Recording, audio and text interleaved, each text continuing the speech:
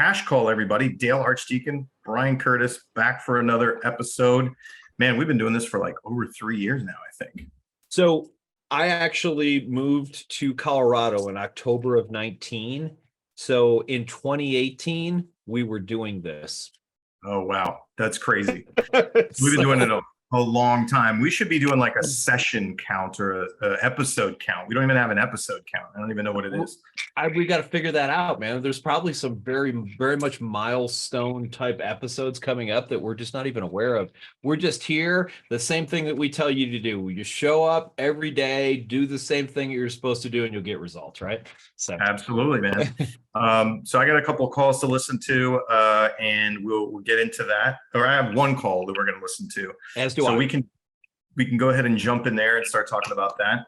Public service announcement. If you guys aren't going to Follow Up Boss FubCon in November, you definitely want to get signed up for that to go check it out. There's going to be some awesome speakers and content. Brian Curtis's company, Osiris, is going to be there as one of the exhibitors that you guys should check out, which is an awesome plug-in for Follow Up Boss. And yours truly will be there. And you know what, Brian, we came up with today? We're planning out like doing the event.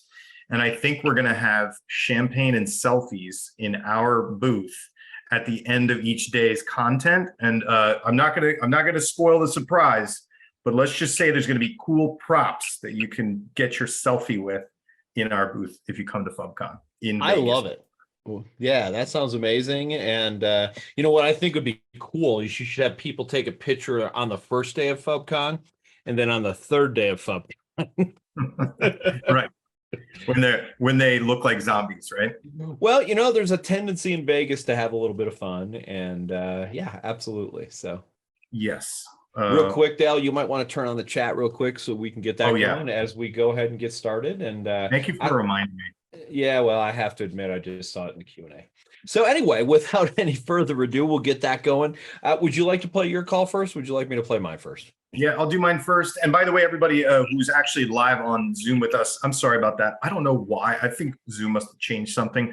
The default when we start this webinar is that chat is locked down, and I always forget. So what we should, and my marketing manager isn't here to remind me. So chat is fixed. You guys can chat in. You should say, Brian's beard looks amazing today.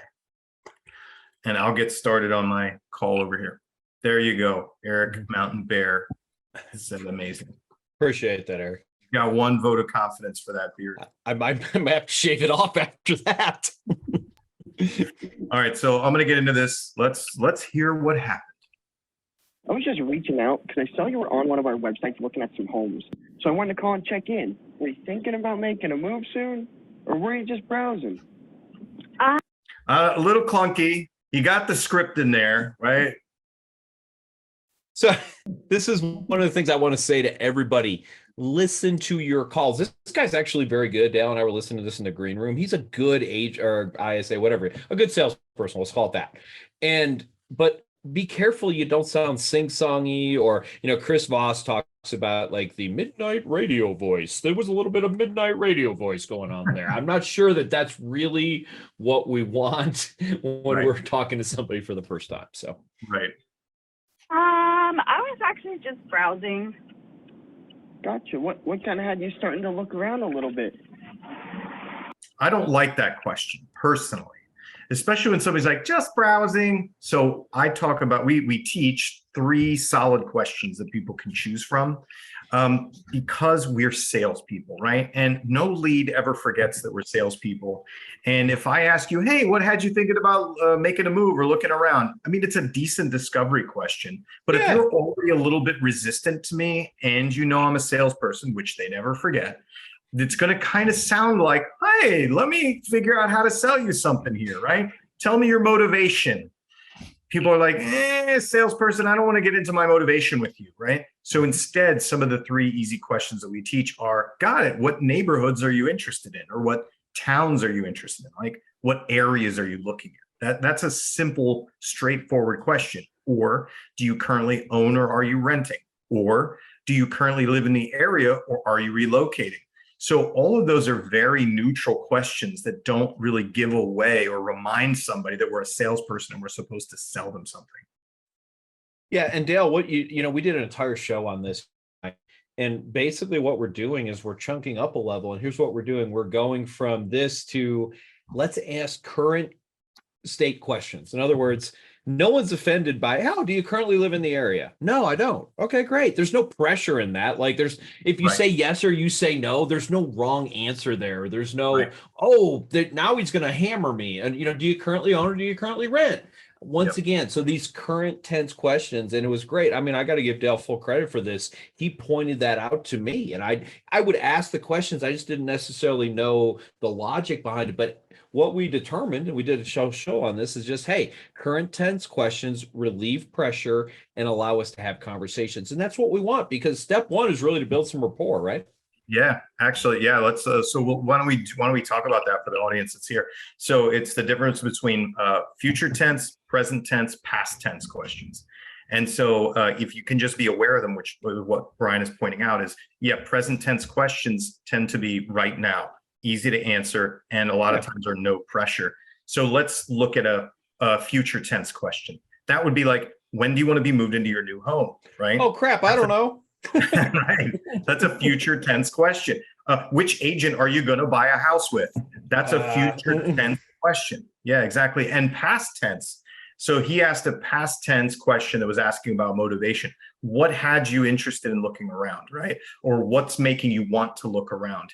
So the past tense questions also, they tend to be the motivation questions. This comes up a lot. A good example is in expireds. Hey, Brian, I see your house didn't sell. Do you still want to get it sold? No. Oh, got it. What made you want to sell your home in the first place?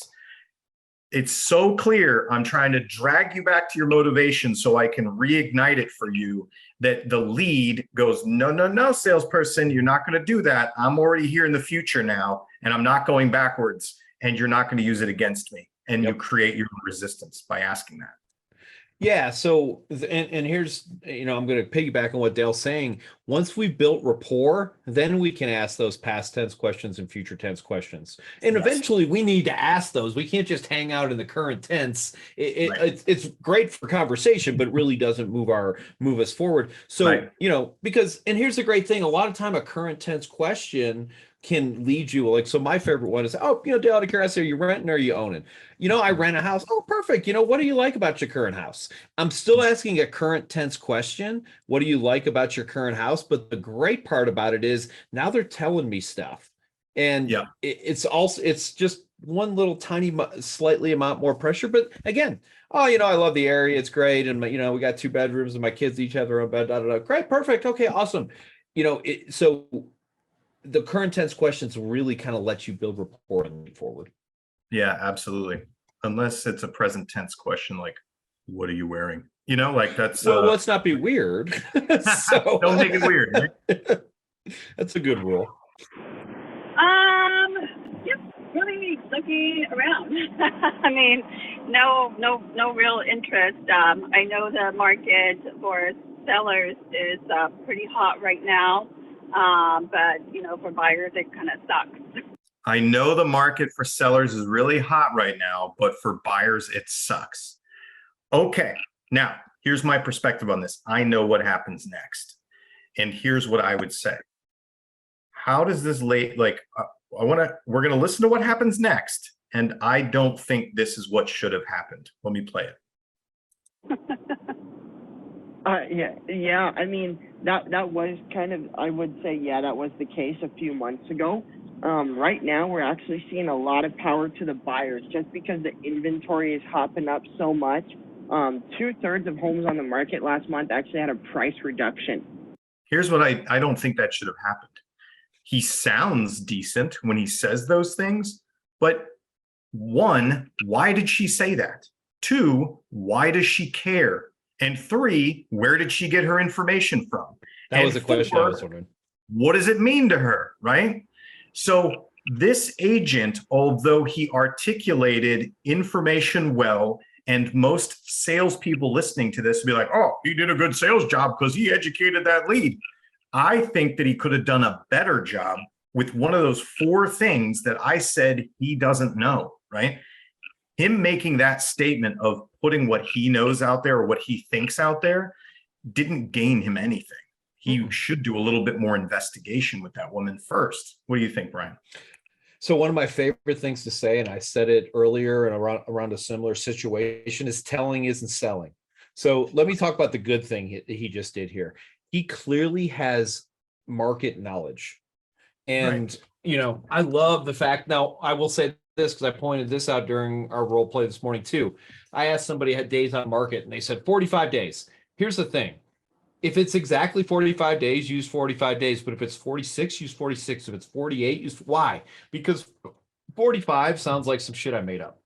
30 days, 2 months, exactly. No, there's 51 days of inventory in my market right now. You believe me because I didn't say there's a month of inventory. So be careful with things like 2/3 of the homes. Okay.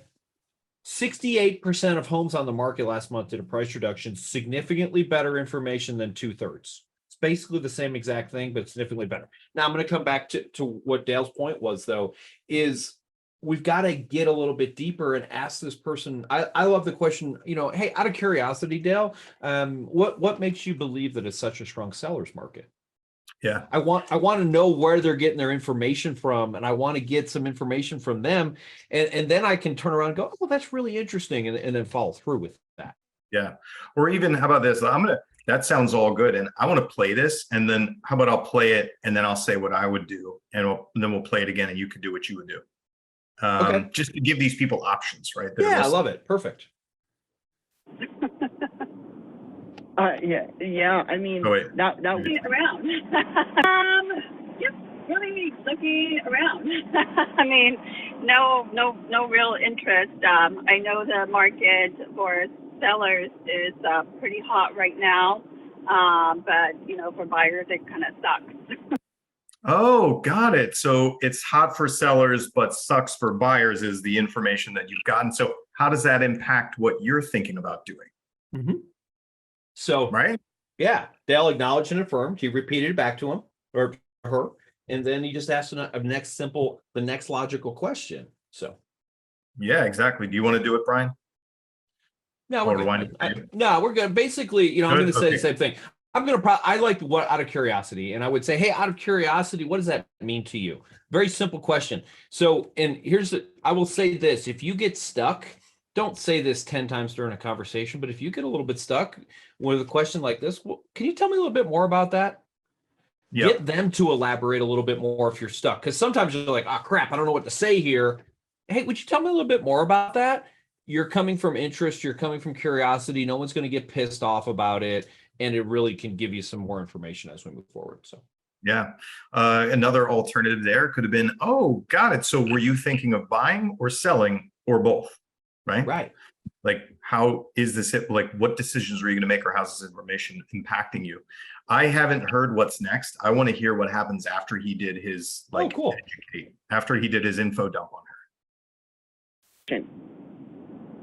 Meaning, it's a good time to buy if it's something that you've been thinking about doing. Is that, something that may spark your interest a little bit?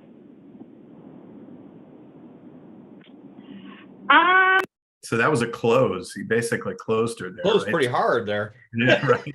Let's hear what happens. So now she's considering it. Maybe. I'm not really sure. I was just really kind of browsing. I know I was really browsing I'm not sure where you're calling from, but I was really browsing like in the Julian area. Yeah. I was just kind of really browsing. I wasn't really, really didn't really have any intentions. It was just. Yeah. So now we're stuck on, do you want to buy or not? Right. Yeah. Because he put that such a sharp close right there. Right. And you can hear the guy's sales skill. You can hear that he's a salesperson. Right. Yeah. Great. And you know what's funny, Brian? I don't know if you agree with this, but it's like the more experienced we get, the more experienced I get as a salesperson and as a sales trainer, the more it's like the less I close, the less I push somebody to a decision until it's like you are at the end of the spear and I just need to push a little more and I'm going to make the sale happen. You know what I mean? slowing, like pulling back on those closes, man, just not closing less, and almost like having the conversation with somebody where, you see two like sumo wrestlers, how they kind of like dance around until it's the right moment and then they come together. Yeah. Like one of those kind of things with your sales. And here, like I can just hear how green or young, newer this agent is, this salesperson is at selling. And because he kind of went in for the kill so early there, it was like a minute 45 into this conversation. And the woman said really had no interest and was just looking. And he basically kind of tied her down into a buying close. Which I don't think he should have done there. I think he could have backed off it a little bit more, understood what she was looking to do or where her head was at before doing that. Well, and here's the thing, he put himself in that corner though. And I understand why he went where he went, and I could see people going there. So, we don't know if this person's an owner or a renter, which is a huge difference. I would say that matters more in this market than any other market I've ever worked in. Here's why. Because if you bought a house 2 years ago, you got a 3.5% interest rate. If you bought a house 3 years ago, you got a 4.5%. So, and then there's a real good chance that you bought a house 5 or 6, 7 years ago, you refied it into one of those interest rates, right? Yeah. So if you own a house, it's really challenging to say, hey, Dale, I know you own a house and I know it fits your needs, but what you should do is sell that house, buy a similar house, and pay an extra $500 a month. That's a hard pitch, right? The only people who are buying houses right now who are and it's kind of nice for people like me who like to work this, don't like the chaos that was 2021, is people who have needs. So my family size changed, I needed to relocate. Those are the people who are buying houses right now. They have actual needs, not, oh, what the hell, let's go look at houses. I can buy one for 2.5%. That's what 2021 was. And so now we have to be a little bit more skilled than we had to be 12 months ago. And again, it's really hard to say to somebody, hey, I know you've got a 2.75% interest rate, but I can get you a great deal at 6.5%. That's a hard close, right? It is. Yeah. So we've got to do deeper discovery, find out what people's motivation is, find out if there's an actual problem to solve. That's probably the biggest difference. Like I've always said this for years, the only way to have a closing is in any kind of sale is to have a problem, and then the salesperson solves the problem, and then we have a transaction. Yep. The funny thing was that wasn't true the last couple of years. The last couple of years, it was just opportunity. Right. So, just something to think about as we move forward. You have to do better discovery so you've got more pieces to the puzzle. So anyway, I got a little long-winded there. Sorry. Yeah, no, I agree. What kind of call do you have for us? So I've got a call that you can tell my agent has been trained. That being said, you can also tell that they probably need a little bit more practice. And so there's some good things that happen, and then there's some less good things that happen. And but it's a good opportunity. We set the appointment, so we didn't mess that up. But there's a lot of potentially little missed things here. So I will go ahead and share my screen and play this call. I don't know which one I shared. Crap. Do you ever feel like you just get a little tech-hearted by this time of the day? So yeah. All right, we'll try this again. Give me a thumbs up if you can hear it. Hello, how are you? Well, I am doing fine. Oh, they're just sending all kinds of information. I will say this is a Zillow lead. It's very quiet. Did you share your sound? Yeah, I did. Yeah, it's super quiet for some reason. Here we go. I'll start over. I think I saw Richard Larkin said very faint sound. Thank you, Richard. Try this. You. Doing well. How are you? There we go. Well, I am doing fine. Oh, they're just sending all kinds of information. I'm a local agent in Northwest Arkansas, so I can show you any home here. So let me say this. I like that statement. I don't like it there. No, but I don't like it there. I do like that. So, and here, let me kind of explain what I'm talking about. So when you're dealing with realtor.com, Zillow, homes.com, these portals, one of the things that's happening is now they're all going through concierge, and they thought the first phone call they had was a real estate agent, and then they get transferred to somebody else, and they're like, okay, is this an agent or is this just another person who's going to try and, another ISA? Which is one of the reasons I do not believe in going from ISA to ISA, because you lost me. I barely wanted to talk to the first person. Now you sent me to a second ISA. We're done. So those of you who are watching, consider that when you're got that. But my point is letting them know that you're a local agent is good. Just maybe the process might be a little bit smoother. So Yeah. They said that there was one that you were interested in going to tour. It's on East Bluestone Drive. And is this the first house you've looked at? The first house you've looked at? No. Yes. So I'm going to say this once again. I don't hate that question. I just don't like it there. No, and I don't know why we're doing the weight of death here. That's what I'm going to call it from now. I'm going to call it the weight of death. I've just coined that phrase where you're sitting there trying to look up the property when you shouldn't be doing it anyway. You should be setting the appointment and qualifying this lead, because you can then unset the appointment if it's sold or not available or no showings, or IDGAF what the situation is with that house. I'll let you piece that out. IDGAF. Okay. I got it. Okay, good. Just set the GD appointment. Right. And so really, let's talk about this real quick. Here's your intro script. Hey, Dale, this is Brian. Glad to meet you today. It looks like you made an inquiry on property at 123 Main Street. When would you like to go take a look at that? That Realtor.com Zillow sign call, basically bottom of the funnel, do that. I normally add this as well, or are there any questions I can answer for you? I will give them that option, so it's just a little bit softer, but you've got to ask them. And I don't like that one. So I don't like the questions. I teach people not to do that, only because I don't want to invite you to ask a question I can't answer and then reveal the fact that I'm not the listing agent if that's the case. And very valid point. The reason that I'm very willing to ask it on the flip side is the majority of the time, there's so much information out there nowadays that they generally don't have a lot of those questions. Now, again, can it bite you? Absolutely. So go whichever way you want. I won't argue with Dale on this. I definitely see his very valid point that you could put yourself in a box you can't get yourself out of. And I want to point out, I liked the script that you have your agents add, which is, hi, Brian, this is so-and-so with real estate, whatever real estate. I'm a licensed agent here and wherever. Zillow said you're interested in this property. When would you like to go see it? Right. Yeah. So, pointing out I am the licensed agent who's going to be showing this to you, I think is a really good thing to stick in that initial script.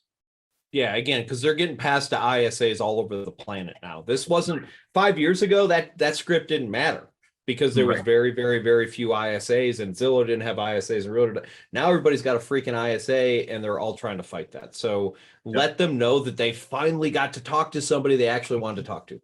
Right. All right. East Stone Blue Drive. Is that what you said? East Bluestone Drive, yeah. Bluestone. Ugh. I got my mouth mixed up. Little more weight of death here. Weight of death. And have you been looking for homes for long? A little bit. Pause it. Can you hear that tone in her voice?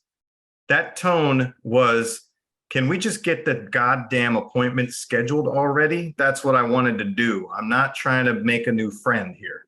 Yes. And I love Dale's point there. And I'm going to piggyback on it and say, look, when they call you, set the appointment, and then it's really easy to ask questions after that because they're happy they got what they wanted. Right. We back in the day, there were these things called sign calls, Brian.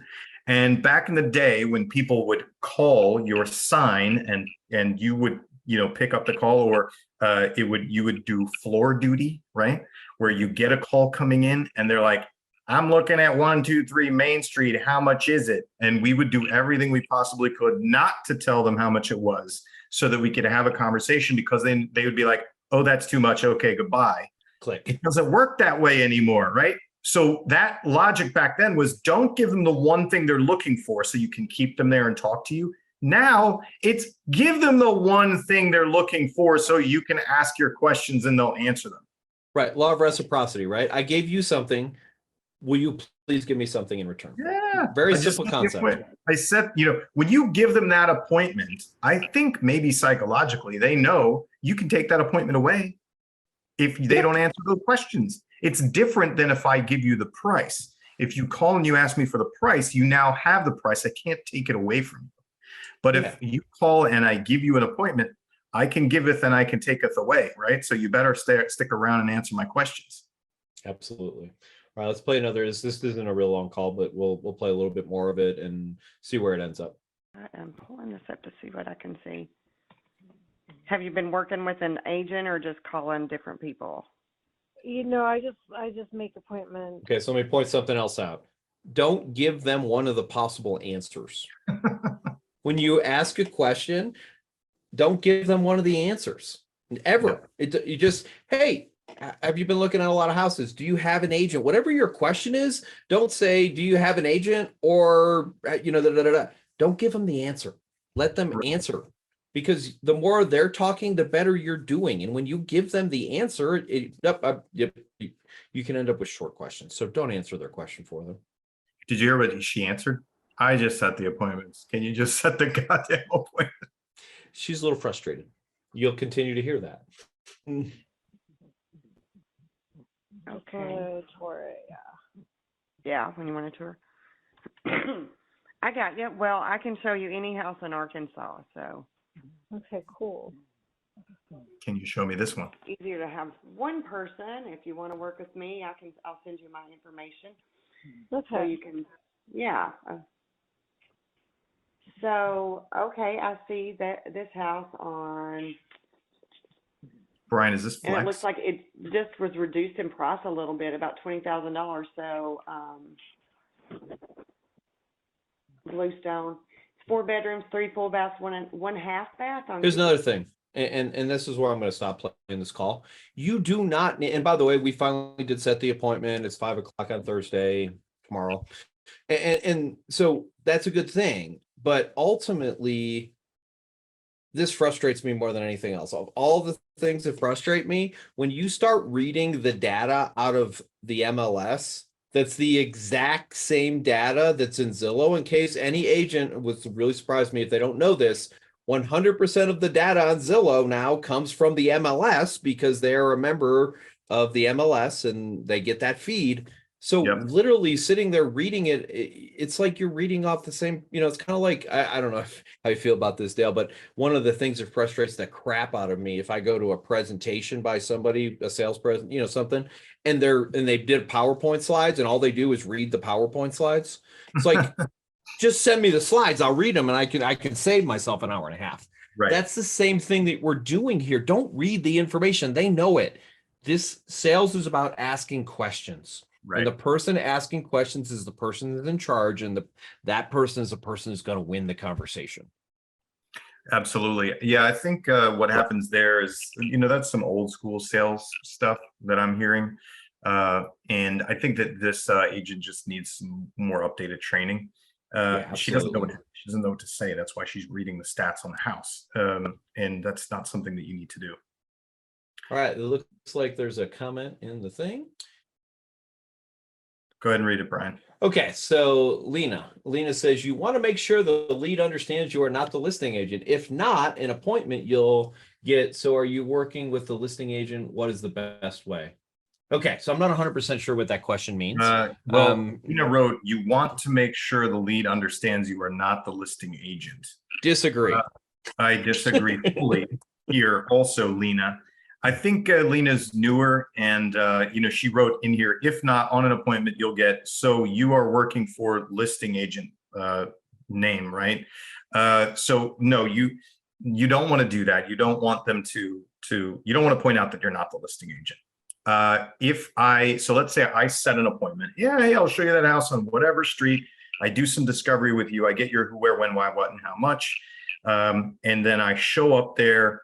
I see you, I show you the property. Lena, if you were like, oh, so you're working with so-and-so, I'd say, no, I'm a buyer agent. I would represent you if you decided to make an offer on this property, right?